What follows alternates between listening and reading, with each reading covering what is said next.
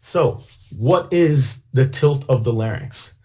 Let's start by taking a quick look at the larynx and particularly at the relative movements of some of the structures, particularly the cricoid cartilage and the thyroid structure.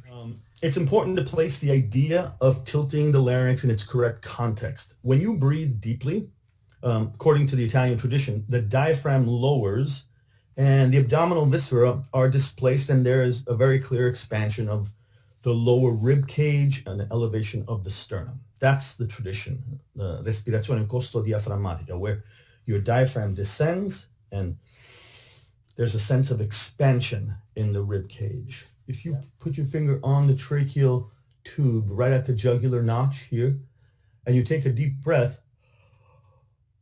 you'll notice that the trachea should tend to descend.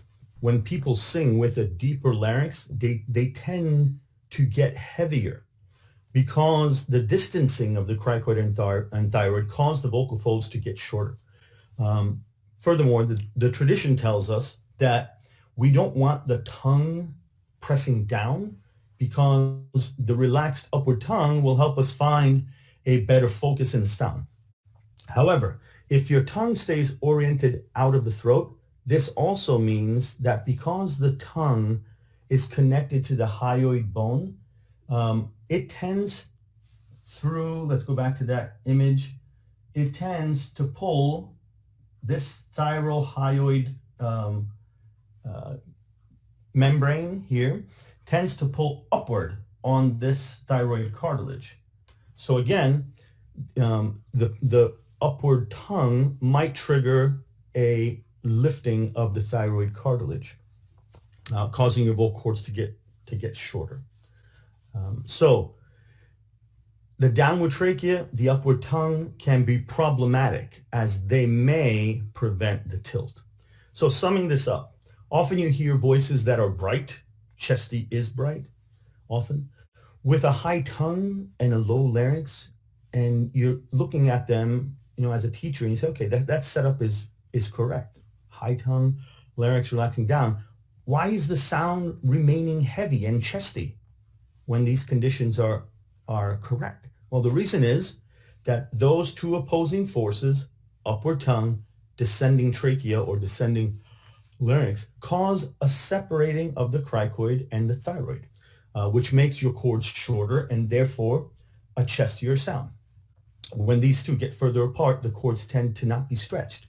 So you can see why it would make sense that some people will lift the larynx or lower the tongue to try to balance out their voice, because it actually is, they're trying to overcome this problem of cricoid and thyroid separating. This can be solved by tilting. The biggest and most common of all these problems mentioned is the loosening one. It's the most obvious pitfall. If your cords thicken, as perhaps you're thinking of, singing purposefully more chesty, not turning, or perhaps you feel subglottic pressure increasing as you ascend, then the solution, some find, is to open their cords a little more, to let a little bit more air go. Some people even teach this defect. There's always a reason people do stuff. In this case, you're trying to fix a problem.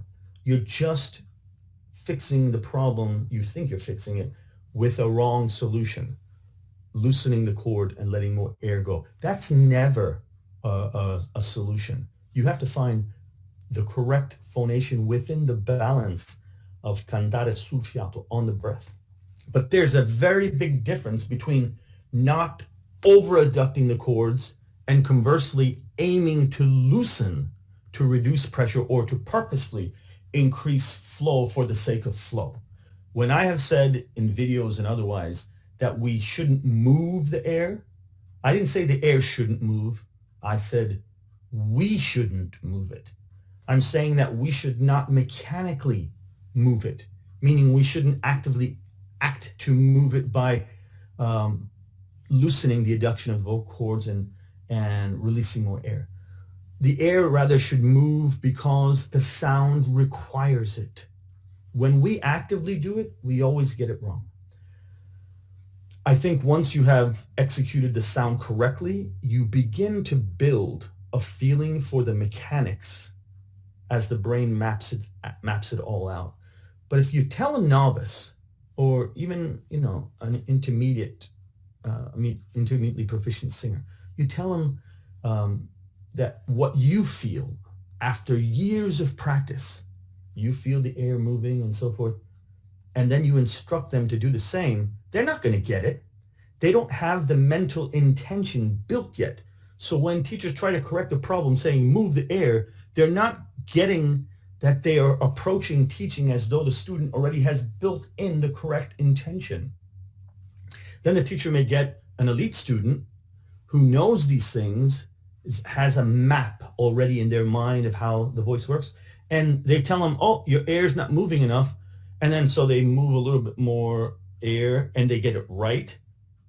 And so the teacher feels validated because it worked. Well, yeah, because they already have a clear map. You don't tell a developing singer to move air because they will always get it wrong. You need to build the correct intention by developing a physical mapping of bodily functions that are observed and pointed out when the student is making the right sound. Keep your larynx engaged through your continuing expansion of the lower torso. So take your breath and then move your tongue rapidly, saying ya ya ya ya ya ya ya ya ya ya. This will help you to identify the process of making laryngeal posture and tongue posture independent one from the other. Take a deep breath and feel your larynx relaxing down, and then move your tongue rapidly, saying ya ya ya ya ya ya ya ya ya. I don't know if you can see our tongue. Ya ya ya ya ya. That movement up and down should not cause your larynx to go up and down with it. When you get this right, you create an independence of larynx and tongue. So even though your tongue can go up and down, it doesn't necessarily have to tug on your larynx. Otherwise, every time you articulate words in your singing, your tongue moving around to shape vowels is going to destabilize your laryngeal position, which, by the way, comes with time and practice. You don't just like all of a sudden you tilt and then boom, you get the right sound. No, you might be initially a little bit more woofy, and then with time and practice, you learn how to overcome that woofiness. So when you tilt the larynx, the brain associates the tilting to yawning. And so it tends to open your cords. You have to counter the instinct by activating these lateral cricoarytenoids that you saw the doctor manipulating, and the interarytenoids, which is a muscle in the back of the larynx, to effectively close the cords in the back. Well, how the heck do you do that?